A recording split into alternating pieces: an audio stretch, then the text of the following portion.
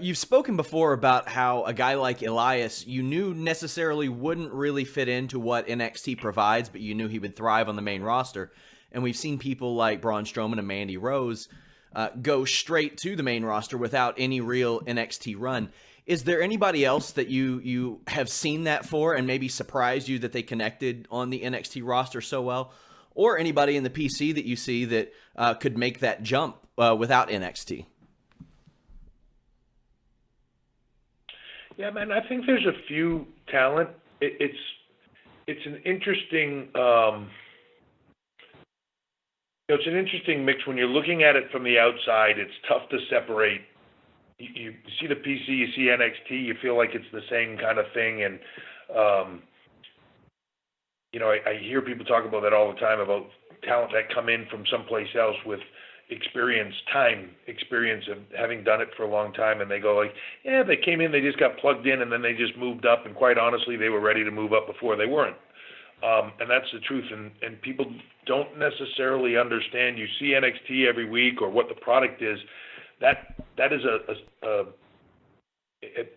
momentary glimpse into what that talent is doing at that time.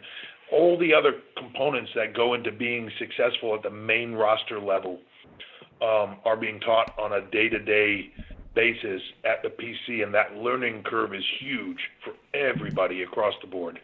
And I don't care who they are, and anybody that thinks differently is wrong. Quite frankly, it's a huge learning curve, and I think anybody that goes through the system believes that and says that.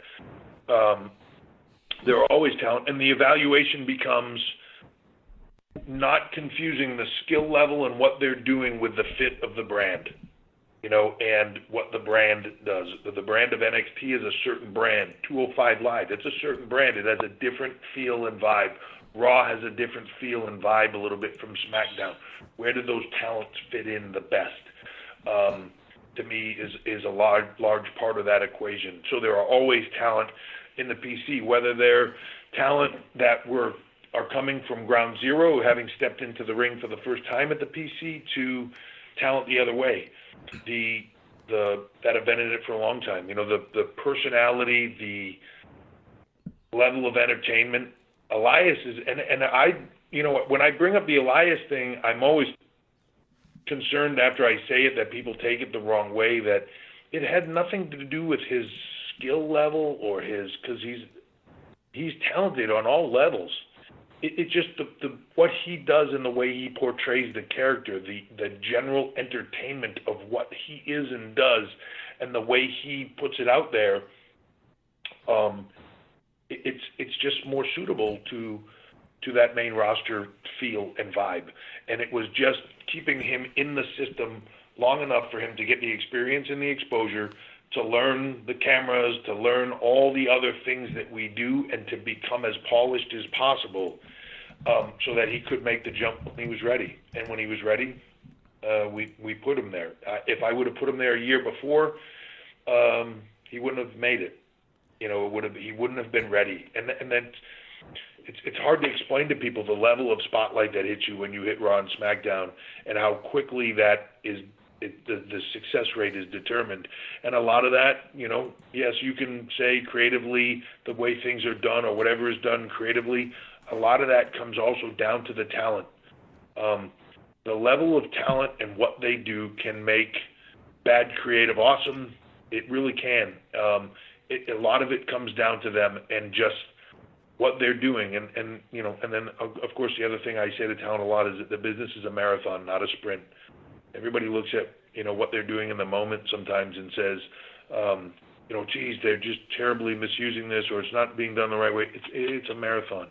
And if you look back at the careers of any superstar in this business at a high level, especially the most successful ones, the beginning is a lot longer.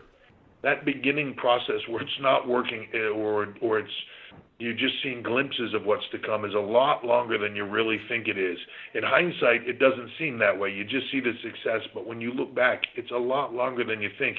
And all those other stutter steps and hesitations and the delays and the things that are the process of getting to that upper level, they all go away when they make it. and you kind of forget about them. You put them out of your mind. So it's a process that everybody goes through. It really is. To kind of follow up on that, you spoke about the learning curve, and we've seen what guys like Matt Riddle have done on the independent circuit, and he said that he did very well in the tryout. You've said that you've heard that Jessamyn Duke, former UFC fighter, is a natural, and we've seen what Shayna Baszler and Razor, the authors of Pain, have done. What do you think of this resurgence, this influx of MMA talent that has made the transition into pro wrestling, and how they've done? I know that plays into what you're doing at WrestleMania as well. Yeah, sure. I'm about to get thrown around by two of the best shooters in the world. It's a funny thing that I think doors open, and then it seems like an influx. You get a couple of high-level NFL guys, and all of a sudden we get barraged with calls from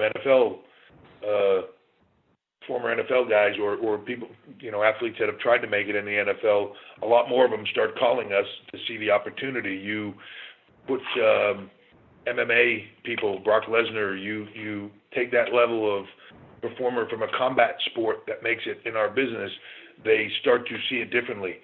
A lot of them are very well suited because the mannerisms and the sort of the athletic ability is very similar to what we do.